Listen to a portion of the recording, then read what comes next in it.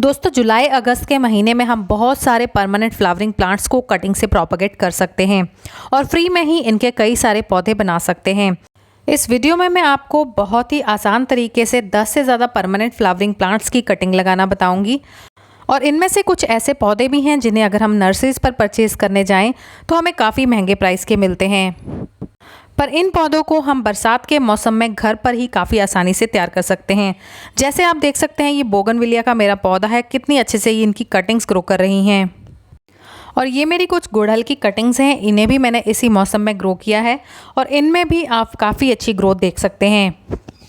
तो चलिए दोस्तों, वीडियो को स्टार्ट करते हैं और देखते हैं कौन से हैं वो कीमती 10 से ज़्यादा परमानेंट फ्लावरिंग प्लांट्स जिन्हें हम कटिंग से प्रोपगेट करके फ्री में नए नए प्लांट्स बना सकते हैं। तो दोस्तों, आज का वीडियो काफ़ी इन्फॉर्मेटिव होने वाला है, वीडियो के एंड तक हमारे साथ बने रहें। तो सबसे पहले देख लेते हैं हमें सॉइल मिक्स किस तरह का लेना है। कटिंग्स लगाने के लिए आप मोरंग का इस्तेमाल कर सकते हैं, जिसे हम रिवर सैंड भी कहते हैं और इसे हम बालू मट्टी भी कहते हैं। इस तरह के सॉइल मिक्स में हमारी कटिंग्स काफ़ी आसानी से ग्रो हो जाती हैं, क्योंकि बालू मट्टी में एयरेशन काफ़ी अच्छा रहता है और हमारी कटिंग्स गलती नहीं है और आसानी से प्रोपगेट हो जाती हैं। और रेत में कोई भी फर्टिलाइज़र नहीं मिलाना है, क्योंकि फर्टिलाइज़र मिलाने से कई बार हमारी कटिंग्स ख़राब हो जाती हैं। और जो पॉट का साइज़ लेना है वो हमने सिर्फ 5-6 इंच का ही लेना है। तो सबसे पहले मैं यहाँ पर लगाऊंगी पारिजात की कटिंग को, जिसे हम हार श्रृंगार भी कहते हैं। हार श्रृंगार का पौधा काफ़ी आसानी से जुलाई अगस्त के महीने में प्रोपगेट हो जाता है और पारिजात का जो पौधा होता है वो मैच्योर कटिंग से भी ग्रो हो जाता है और ये सेमी हार्डवुड कटिंग से भी ग्रो हो जाता है। यानी जो कटिंग ना तो ज़्यादा पुरानी हो और ना ही ज़्यादा नई हो, उससे भी पारिजात का पौधा इजीली ग्रो हो जाता है। कटिंग की जो मोटाई है वो पेंसिल के आकार के जितनी होनी चाहिए और कटिंग की जो लंबाई होती है वो हमने 6 से 7 इंच तक रखनी है। उससे लंबी कटिंग नहीं लेनी है, क्योंकि ज़्यादा लंबी कटिंग सूखने लग जाती हैं, वो ग्रो नहीं हो पाती हैं। उसके बाद कटिंग में से सभी एक्स्ट्रा पत्तों को हटा देना है, क्योंकि ज़्यादा पत्ते अगर कटिंग पर रह जाते हैं वो मॉइस्चर को खींच लेते हैं और कटिंग को ग्रो नहीं होने देते हैं। ये जो दोस्तों आप कटिंग में सफ़ेद रंग के डॉट देख रहे हैं, इन्हीं में से रूट्स तैयार होती हैं। और कटिंग को मिट्टी में दबाने से पहले आपने शार्प 45 डिग्री एंगल का कट लगाना है।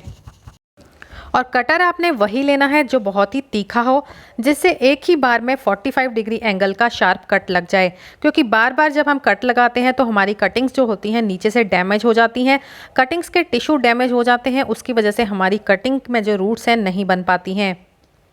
इसलिए एक ही बार में हमने शार्प कट लगाना है ताकि हमारी कटिंग अच्छे से ग्रो हो पाए। अब कटिंग्स को सॉइल में लगाने से पहले हमने उतने गड्ढे कर लेने हैं जितनी हमारी कटिंग्स हैं।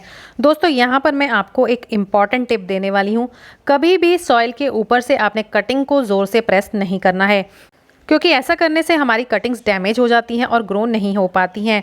अब उसके बाद कोई भी रूटिंग हार्मोन लेके आपने कटिंग्स को मिट्टी में लगा देना है और लगाने के बाद आपने चारों तरफ से कटिंग की मिट्टी को अच्छे से प्रेस कर देना है और आपने 1 से 1.5 इंच तक की कटिंग को मिट्टी में दबाना है। कटिंग्स को मिट्टी में दबाने के बाद आपने चारों तरफ से मिट्टी को अच्छे से प्रेस करना नहीं भूलना है, क्योंकि मिट्टी में अगर कटिंग्स हिलती रहती हैं तो उनमें रूट्स तैयार नहीं हो पाती हैं। और कटिंग्स को दोस्तों जब लग जाती हैं तो सबसे बड़ा क्वेश्चन यही होता है कि हमने कटिंग्स को रखना कहाँ पे है। तो दोस्तों, आपने कटिंग्स को शेडी एरिया में रखना है, जहाँ पर धूप ना आए उस जगह पर आपने रखना है, पर आपने अच्छी खुली हवा में अपनी कटिंग्स को रखना है।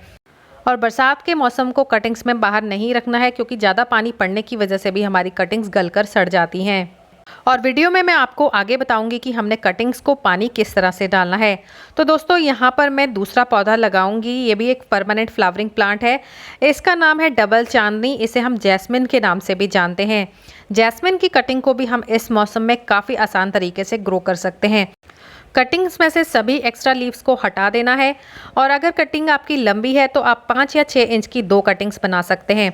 दोस्तों, कटिंग में 45 डिग्री का एंगल का कट लगाने से पहले आपने ये ध्यान देना है कि नोड एरिया के 1 इंच नीचे आपने कट लगाना है। और नोड वो एरिया होता है जहाँ से पत्ते निकले होते हैं और नोड एरिया से रूट्स की डेवलपमेंट होती है। और दोस्तों, जब कटिंग्स में पानी डालना है तो आपने उतना पानी डालना है कि पॉट के बॉटम तक पानी पहुंच जाए। मेरी मिट्टी अभी काफ़ी गीली है, इसलिए मैंने ज़्यादा पानी इसमें नहीं डाला है। उसके बाद दोस्तों हम ओलियंडर की कटिंग लगाएंगे, जिसे हम कनेर भी कहते हैं। इस वाले कनेर में दोस्तों इस तरह के पिंक कलर के फूल आते हैं, इसे नेरियम ओलियंडर भी कहते हैं। तो कनेर की कटिंग भी आपने वही लेनी है जो ना तो ज़्यादा पुरानी हो और ना ही ज़्यादा नई हो, यानी आपने सेमी हार्डवुड कटिंग लेनी है। कनेर की कटिंग के भी एक्स्ट्रा लीव्स को हटाकर हमने रूटिंग हार्मोन का इस्तेमाल करके मिट्टी में दबा देना है। दोस्तों, कोई भी कटिंग जो होती है उसमें कम से कम 40 से 45 दिन का समय लगता है अच्छे से रूट्स आने में। तब तक हमने किसी भी कटिंग को नए पॉट में ट्रांसफ़र नहीं करना है। 40-45 दिन का समय लगता ही है कटिंग्स को अच्छे से ग्रो होने में, इसलिए आप 40-45 डेज़ के बाद ही अपनी कटिंग्स को नए पॉट में ट्रांसफ़र करें। उसके बाद दोस्तों हम जुलाई अगस्त के महीने में चंपा की कटिंग को भी प्रोपगेट कर सकते हैं। चंपा को हम प्लूमेरिया के नाम से भी जानते हैं। चंपा की हमने डार्क ग्रीन कलर की कटिंग लेनी है और कटिंग को लाने के बाद आप 2-3 दिन तक या फिर 1 हफ्ते तक भी इसे सुखा सकते हैं, क्योंकि कटिंग के नीचे वाले पोर्शन में कैलस होता है जिसे सुखाना बहुत ही ज़रूरी होता है।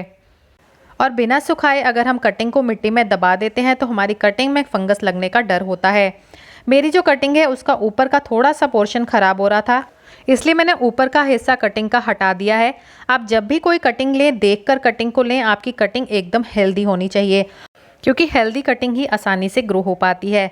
और दोस्तों, जब कटिंग्स हमारी लग जाती हैं तो उसके बाद हमने कटिंग्स में पानी किस तरह से डालना है, तो हमने कटिंग्स में पानी उतना ही डालना है जितने में अच्छा मॉइस्चर हमारे पॉट में मेंटेन रहे। ज़्यादा हमने अपने पॉट को गीला नहीं रखना है, बस हल्का मॉइस्चर हमारे पॉट में मेंटेन रहना चाहिए, उतना ही हमने पानी डालना है। और हमारी कटिंग्स में रूट्स बनने में कम से कम 40 से 45 दिन का समय लग जाता है, इसलिए उससे पहले हमने कभी भी कटिंग्स को निकाल कर नहीं देखना है, ये चेक करने के लिए कि कटिंग में रूट की डेवलपमेंट हुई है या नहीं। अब इसके बाद दोस्तों हम नाइट ब्लूमिंग जैस्मिन को भी लगाएंगे, जिसे हम रात की रानी भी कहते हैं। इसकी भी हमने सेमी हार्डवुड कटिंग लेनी है ग्रो करने के लिए। रात की रानी के जो फूल होते हैं वो हमेशा रात को ही खिलते हैं और बहुत अच्छी खुशबू इन फूलों में से आती है। नाइट ब्लूमिंग जैस्मिन को लगाने के लिए भी सेम वही मेथड है। नोड एरिया के नीचे 1 इंच का 45 डिग्री एंगल का कट लगाना है। उसके बाद किसी भी रूटिंग हार्मोन का इस्तेमाल करके इसे मिट्टी में दबा देना है। 45 डिग्री एंगल का शार्प कट लगाना इसलिए ज़रूरी होता है क्योंकि इससे कटिंग का सरफेस एरिया बढ़ जाता है और हमारी कटिंग में रूट्स निकलने की ज़्यादा जगह बन जाती है। और दोस्तों, कटिंग्स को लगाने के बाद उन्हें सिर्फ शेडी एरिया में ही रखना है, धूप वाली जगह अपनी कटिंग्स को नहीं रखना है। उसके बाद हम हाइब्रिड गुड़हल की कटिंग को प्रोपगेट करेंगे। हाइब्रिड गुड़हल के जो पौधे होते हैं कटिंग से थोड़ा मुश्किल से प्रोपगेट होते हैं, इसलिए जब भी आप हाइब्रिड गुड़हल की कटिंग्स लगाते हैं तो 4 या 5 कटिंग्स तो कम से कम लगाएं, क्योंकि उनमें से कोई एक कटिंग तो ग्रो हो ही जाएगी। पानी में दोस्तों हाइब्रिड गुड़हल की कटिंग काफ़ी आसानी से प्रोपगेट हो जाती है। काफ़ी जल्दी पानी में इसकी रूट्स निकल आती हैं, इसलिए अगर मिट्टी में नहीं लगाना चाहते हैं तो पानी में हाइब्रिड गुड़हल की कटिंग को लगा सकते हैं। और दोस्तों, गुड़हल की जो मैंने यहाँ पर कटिंग ली है मैंने टॉप पार्ट से ली है, ज़्यादा पुरानी कटिंग मैंने गुड़हल की नहीं ली है। उसके बाद दोस्तों, आप इक्ज़ोरा के पौधे को रेनी सीजन में काफ़ी आसानी से ग्रो कर सकते हैं। आपने इस तरह से ब्राउन कलर की कटिंग लेनी है इक्ज़ोरा के पौधे को ग्रो करने के लिए। इक्ज़ोरा का पौधा जो होता है वो रेनी सीजन में ही अच्छे से प्रोपगेट होता है, इसलिए अभी समय है, आप इक्ज़ोरा के पौधे को इस समय आसानी से ग्रो कर सकते हैं। उसके बाद दोस्तों, एडेनियम के पौधों को भी ये ग्रो करने का बहुत ही अच्छा समय है। कटिंग से इस समय एडेनियम के पौधे काफ़ी जल्दी ग्रो कर जाते हैं। एडेनियम की कटिंग को भी लगाने से पहले आपने 2 दिन तक उसकी कटिंग को सुखाना है, क्योंकि एडेनियम की कटिंग के नीचे वाले हिस्से में कैलस होता है जिसे सुखाना बहुत ज़रूरी होता है। एडेनियम की कटिंग्स को भी लगाने के बाद आपने बारिश में बिल्कुल नहीं छोड़ना है, मॉइस्चर का आपने इसमें ध्यान रखना है, क्योंकि एडेनियम की कटिंग में ज़्यादा पानी डालने से इसमें फंगस बहुत जल्दी लग जाती है। इसके बाद हम दोस्तों येलो एलमेंडा के पौधे को भी बिल्कुल इसी तरीके से ग्रो कर सकते हैं। इसकी भी जो आपने कटिंग लेनी है वो सेमी हार्डवुड कटिंग लेनी है। जुलाई अगस्त का जो मौसम होता है उसी में जो एलमेंडा के पौधे होते हैं अच्छे तरीके से ग्रो करते हैं, या फिर आप इन्हें फरवरी के महीने में भी ग्रो कर सकते हैं। और कटिंग को लगाने के बाद आपने इन्हें शेडी एरिया में रखना है और जब रूट्स आ जाएं तब आपने इन्हें दूसरे पॉट में ट्रांसफ़र करना है। उसके बाद दोस्तों, हम कड़ी पत्ता के पौधे की भी इस मौसम में कटिंग्स को ग्रो कर सकते हैं। कड़ी पत्ता की कटिंग्स को भी लगाने के लिए आपने सेमी हार्डवुड कटिंग्स लेनी है।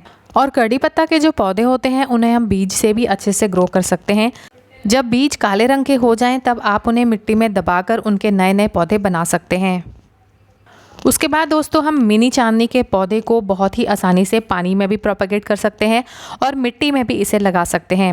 मिनी चांदनी के पौधे की आपने टॉप पार्ट से कटिंग लेनी है, यानी टिप से आपने कटिंग लेनी है, वो काफ़ी आसानी से ग्रो हो जाती है। ज़्यादा हार्ड कटिंग आपने मिनी चांदनी के पौधे की नहीं लेनी है।